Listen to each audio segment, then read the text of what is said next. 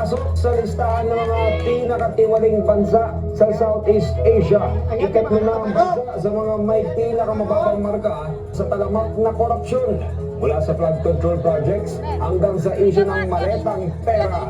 Malalim na ang problema ng korupsyon na sumasakal sa ekonomiya ng Pilipinas. Inilagay ang bansa sa ikatlong pwesto sa hanay ng mga sinasabing pinakatiwaling bansa sa rehiyon.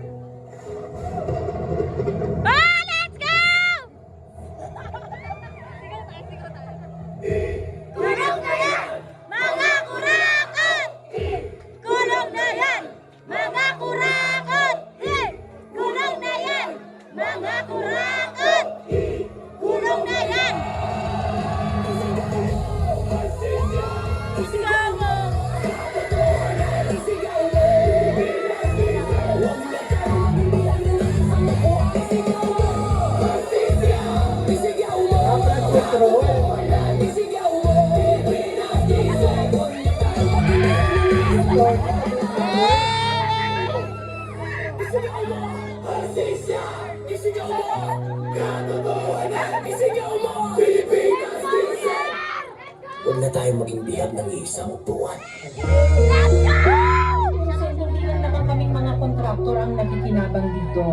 Marami din sa inyo, mga politiko, ang nagpapataba ng bulsa sa pangungurakot.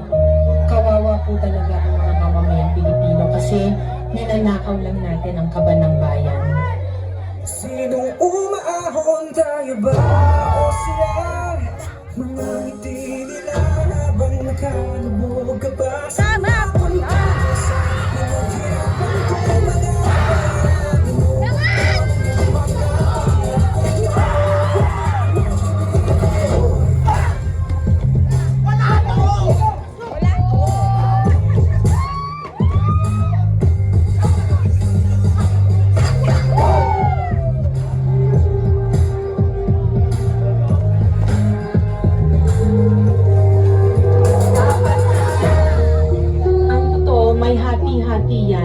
Mula sa pinakamataas hanggang sa mga nasa gilid lang ng sistema. Sa patuloy ng pagdinig sa Senado, at di umano ang kurakot na proyekto ng gobyerno, 491 funds.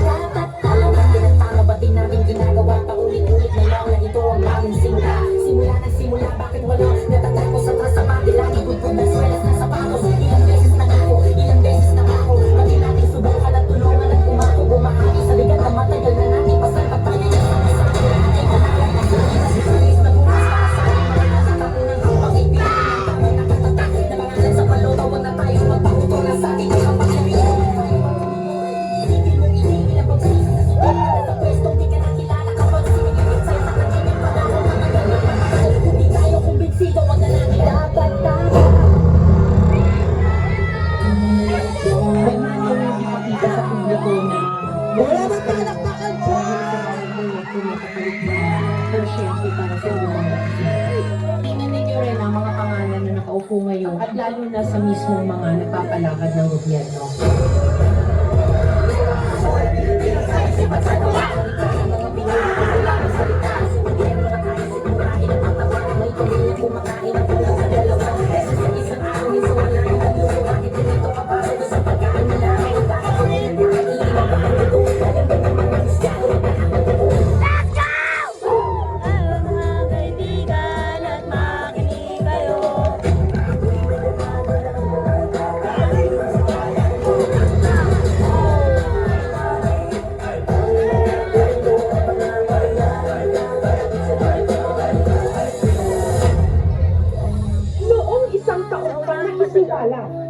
Na may mga mali-maletang pera o may basura na i-deliver lang sa ilang mga politiko na naglalaman di mano ang hindi lang milyones, kundi bilyones ng kitna mula sa pondo dapat ng bayan. Nakakapagod na maging mahirap.